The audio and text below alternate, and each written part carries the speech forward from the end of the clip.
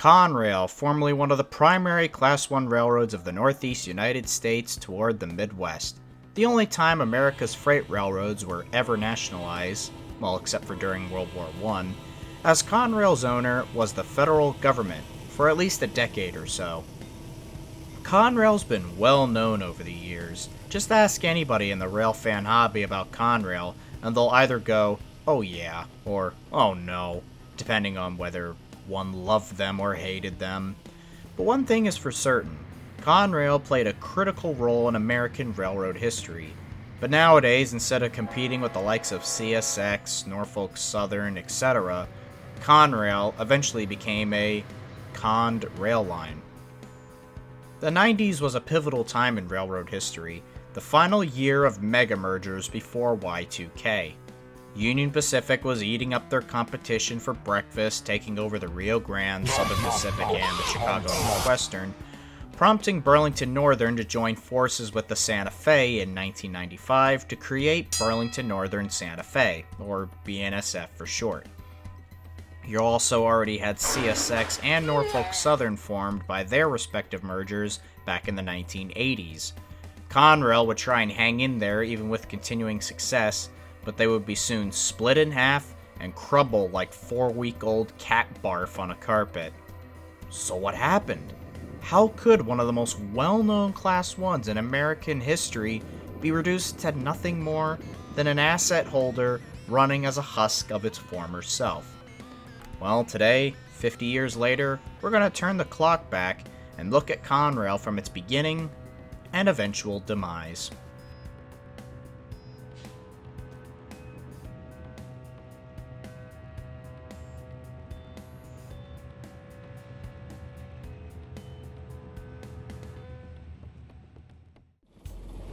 In the early 1970s, American railroads were in trouble.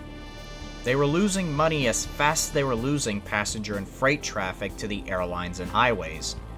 Antiquated but strict government regulations by the Interstate Commerce Commission, expensive labor contracts, and declining industry only made things worse. Derailments and equipment failure was not uncommon, and overall morale was low.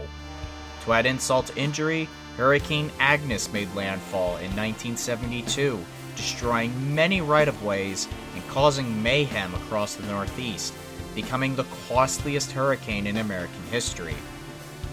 On the passenger side of operations, though, a solution presented itself in the form of Amtrak. Amtrak, formed on May 1st, 1971, was subsidized by the government, allowing them to take over all intercity passenger traffic and would basically pay the freight railroads via trackage rights to run their services, leaving the only passenger service left being commuter services in cities such as Philadelphia, Pennsylvania, which was still served by the respective Class 1 railroads.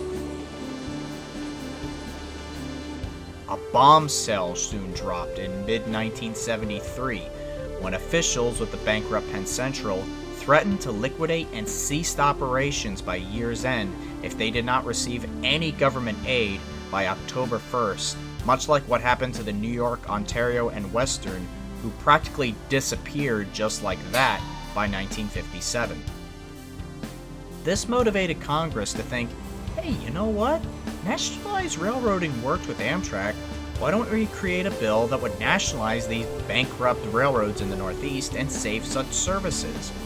After all, Amtrak was originally created just so that passenger rail could basically die on a high note, but instead it ended up saving the industry.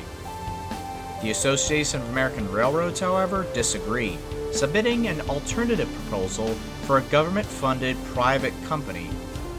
Judge Fulham forced Penn Central to continue operations into 1974 when, on January 2nd, after threatening a veto, President Richard Nixon signed the Regional Rail Reorganization Act of 1973, or the 3R Act for short.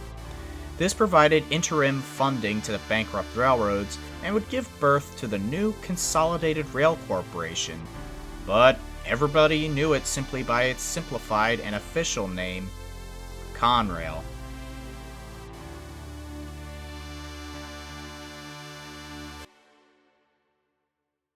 On April 1st, 1976, 50 years ago from today, Conrail officially began operations, taking over the following Northeast railroads: the Ann Arbor, sort of, Central Road of New Jersey, Erie-Lackawanna, Lehigh Valley, Lehigh and Hudson River, Penn Central, Reading, and the Pennsylvania-Reading seashore lines. The first years of Conrail proved to be extremely challenging, with all the struggles you'd expect from a merger, especially to this scale, and thanks to the powers of John Petrulis Media, we can get a glimpse of what operations was like, as well as the words of one man who experienced the transition of Conrail firsthand, Mike Bednar. Mike was hired out by the Lehigh Valley, growing up with said railroad behind his house in Hockendakwa back in the 60s. He worked as a tower operator between South Plainfield, New Jersey, and Penhaven Junction, located just outside of Lehighton.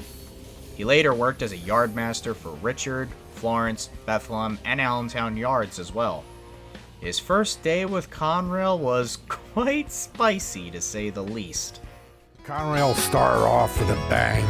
On the night of March 31st, April 1st, I was working the light side from 11:59 p.m. to 7:59 a.m. And it started with a phone call with a guy screaming at me. He said to me, "Don't you like your job? We'll arrange it that you guys from these little railroads don't have a job."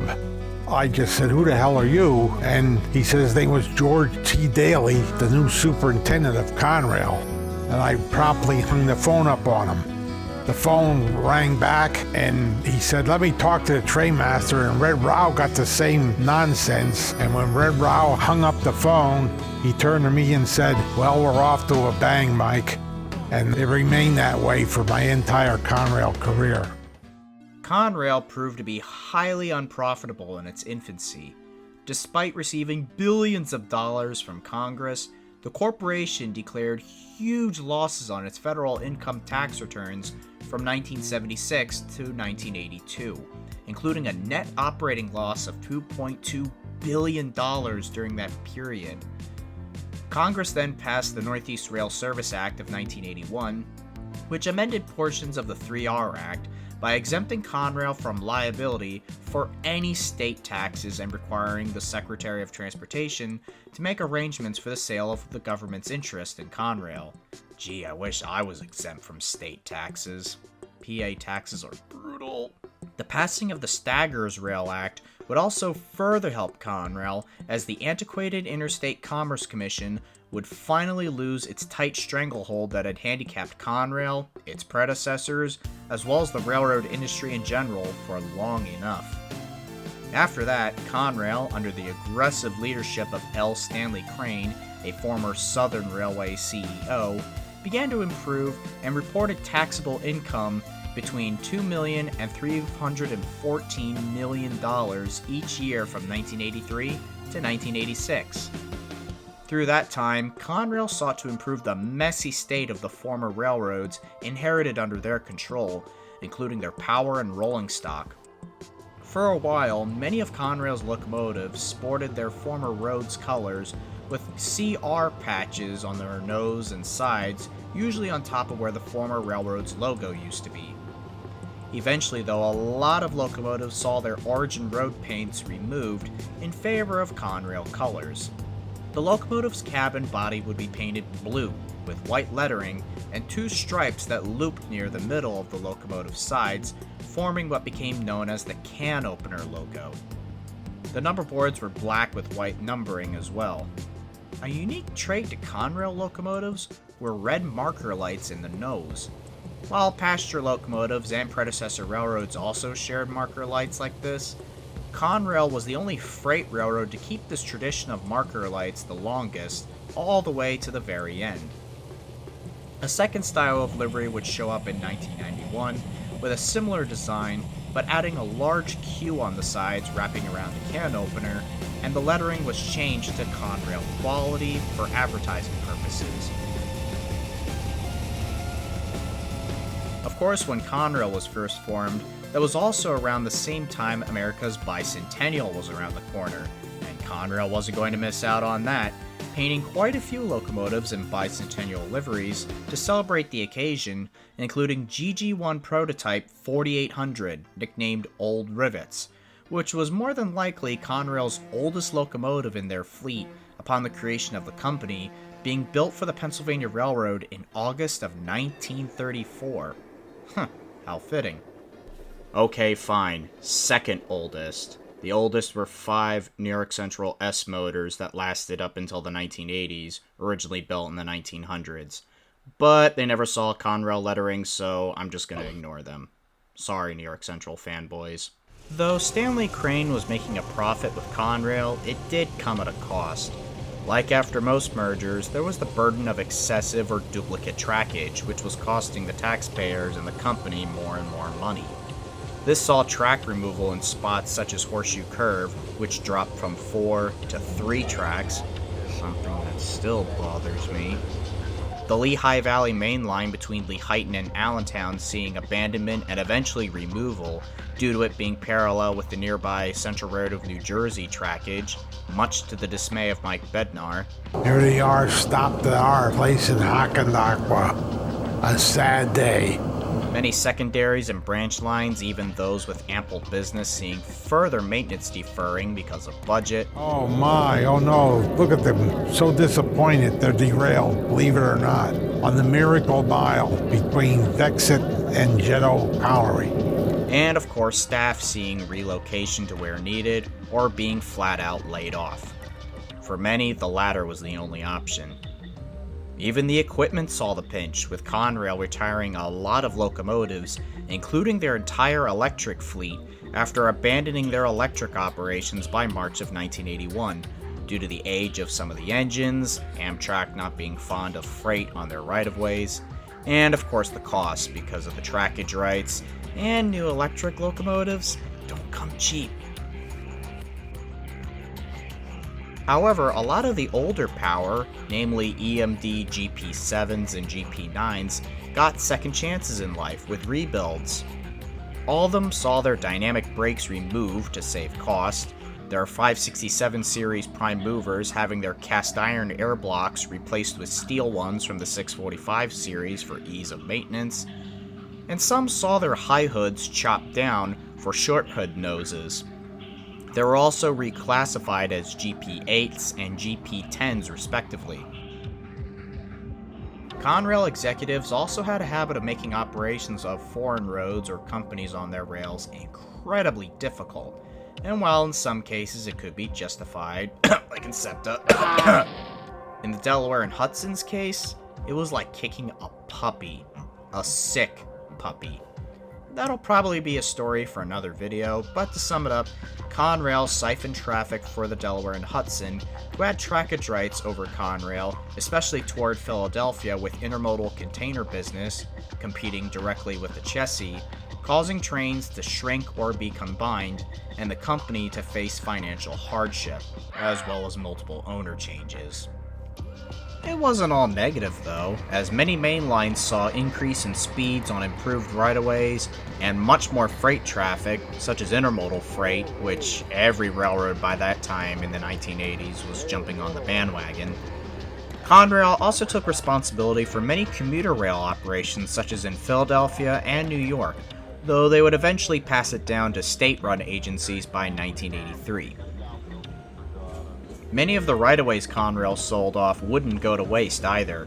While some lines saw conversion to bike trails, others would become the birthplace of many short lines and even regional railroads that would grow and prosper, as well as interchange with Conrail directly to connect with more business. By the mid to late 1980s, Conrail was doing so well, its competition was getting jealous, to the point they were making bids to outright purchase Conrail for themselves. Norfolk Southern and Santa Fe in particular were interested, but the Santa Fe would back off to try a merger with the Southern Pacific, which would end in an embarrassingly funny failure that you should check out this video to learn more. Shouldn't paint so fast.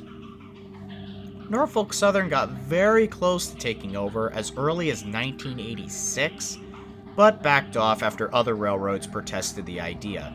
Oh, don't worry, we'll come back to those horse heads later. However, the very next year, tragedy would strike Conrail. On January 4th, 1987, Conrail ENS 121 was traveling between Bayview Yard in Baltimore, Maryland, to Anola Yard in Harrisburg, Pennsylvania.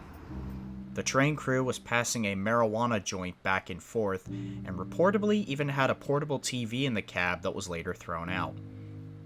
The crew passed multiple signals, including a stop signal at Gunpowder Interlocking, and despite applying the emergency brakes, their 3 light locomotives slunk onto the Northeast Corridor and were later rammed in the rear by an Amtrak Colonial traveling 120 miles per hour. 16 people were killed, and 170 were injured. Accidents were not unique to Conrail, of course, and the accident wasn't entirely the company's fault, but Conrail still ended up in hot water, as the incident not only led to the creation of random drug and alcohol testing on train crews, it also sparked debates on why slower freight trains shared tracks with high-speed passenger trains. So, shortly after the accident, Conrail diverted many of their freight services that shared Amtrak trackage, such as on the Northeast Corridor and the Keystone Corridor, to other trackage, even if it meant using foreign railroads, with the exception of occasional locals to serve businesses, which even then were relegated to either midnight, midday, or any gap in schedules to avoid passenger traffic, a practice that still occurs today. I'll link you to this documentary if you want to learn more about the incident.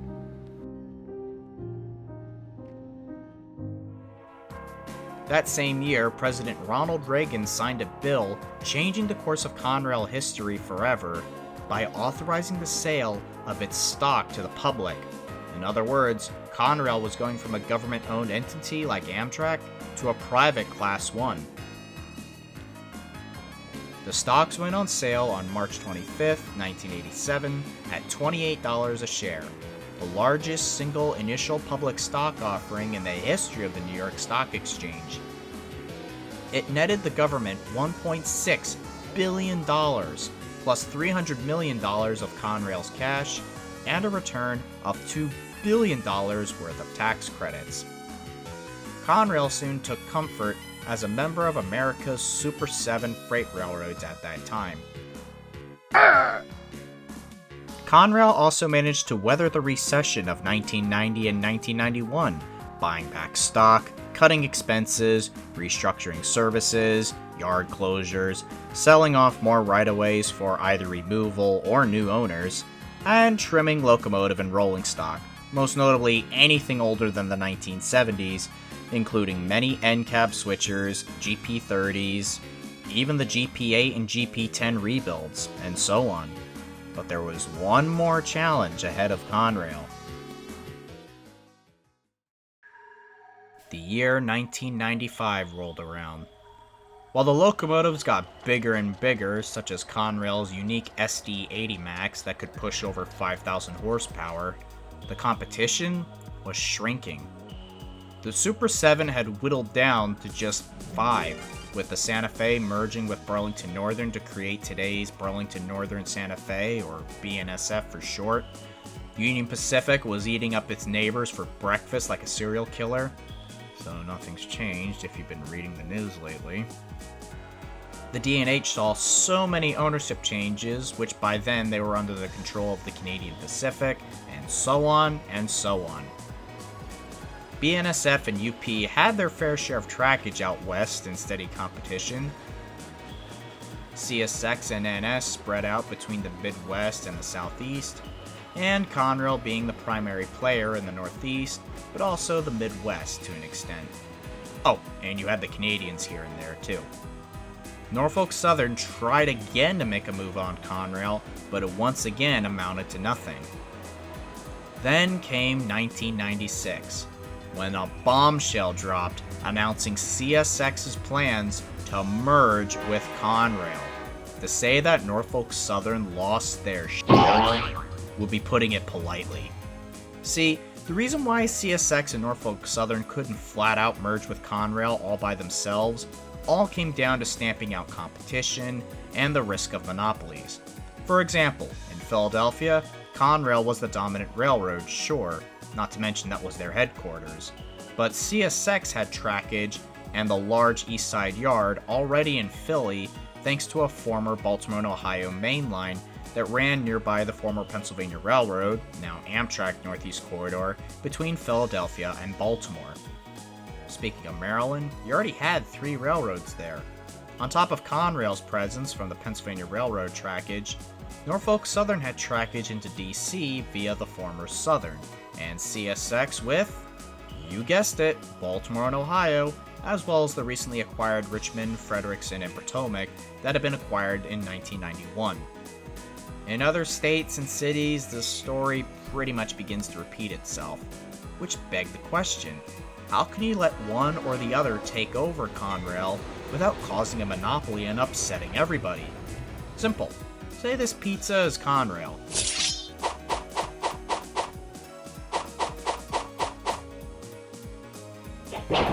That's how. Conrail, instead of outright merging with one or the other, would be divided between Norfolk Southern and CSX like good old European imperialism of the 1900s. I mean trade! Yeah, trade, yeah. Would you like to buy some opium, by the way? I know a guy. The assets were divided as follows. Norfolk Southern got a majority of the Pennsylvania Railroad routes, such as the former Middle Division, aka Conrail's Pittsburgh sub, as well as the connecting former Reading line from Harrisburg to Philadelphia, former New York Central from Cleveland through Toledo to Chicago, and what little remained of the Michigan Central, Lehigh Valley, Central Road of New Jersey, and so on, totaling about 7,200 miles. CSX got the eastern half of the former New York Central, such as the River Sub, the ex-Reading between New Jersey and Philadelphia, a few pieces of the Pennsy here and there, and a few yards here and there as well of different roads, totaling about 3,800 miles of trackage. Additionally, locomotives and rolling stock were divided amongst the railroads too, with their Conrail heritage still showing through either in the form of Conrail colors or the distinct marker lights, though both would eventually see removal in time. Ironically, Norfolk Southern walked away with more of Conrail's assets than CSX, despite CSX making the move first. With the deal officially being signed off by the Interstate Commerce Commission's successor, the Surface Transportation Board, in 1998, with the changes going live on June 1st, 1999. Conrail is officially extinct. Goodbye, Conrail. That's 10-4, Roger. Good, Axel Count. This will be your final Conrail Youngstown line out. And that's Youngstown line out.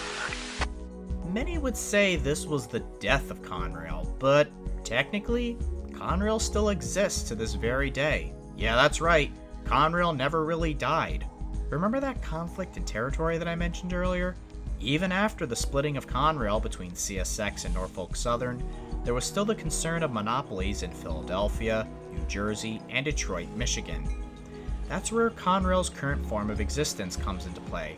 Conrail Shared Assets, or CSAO for short.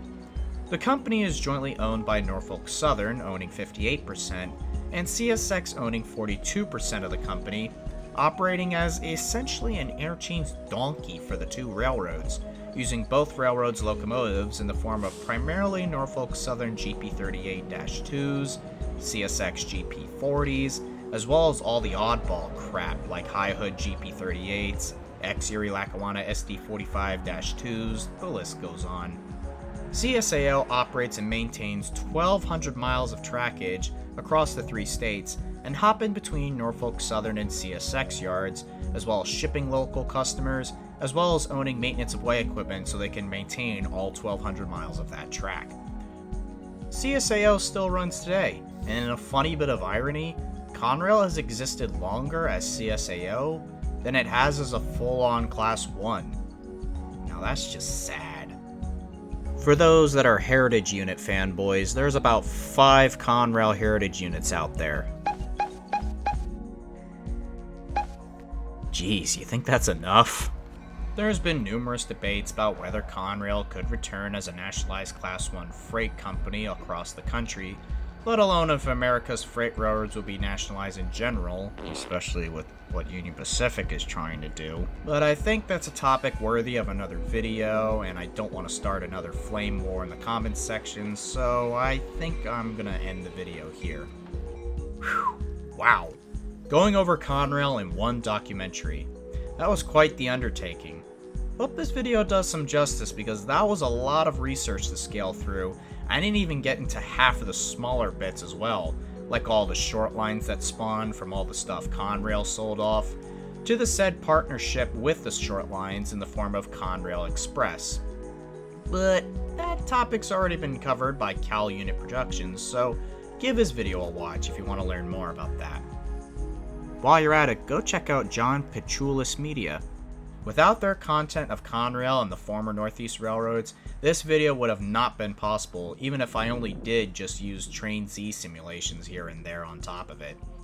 A link is provided to their website where you can find hundreds of DVDs available for collection of rail fanning ranging from the Northeast as well as the West if you're into that as well. I personally would recommend the Rail Fanning with Bednar series. These DVDs contain footage of the former Northeast Anthracite Railroads and Conrail, with footage taken primarily by Mike's father, Pops, with Mike Bednar's wicked sense of humor as a bonus for the narration. There's one of the engines that Jimmy Hulsman Jr. painted. We called him Rembrandt. He painted these with a mop and a brush. Yes, I like a dozen Yakko hot dogs and Diet Coke. Now, I'm hungry. Which I even based my narration for my railfan footage off of.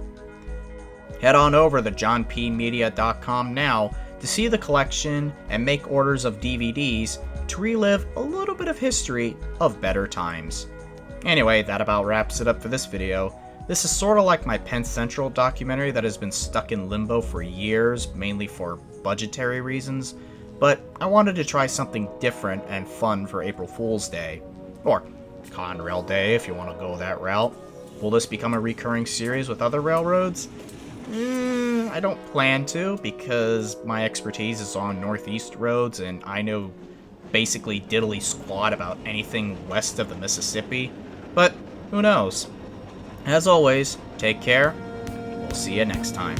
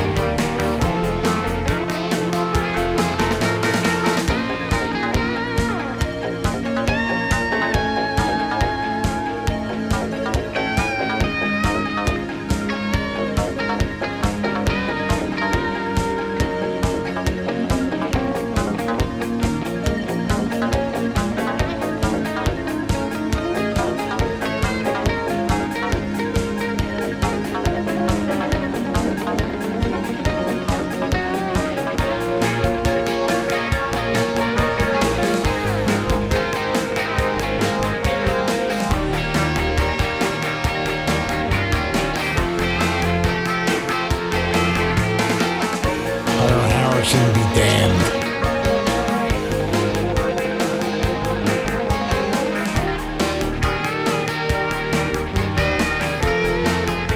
Precision railroading. Yeah, my ass.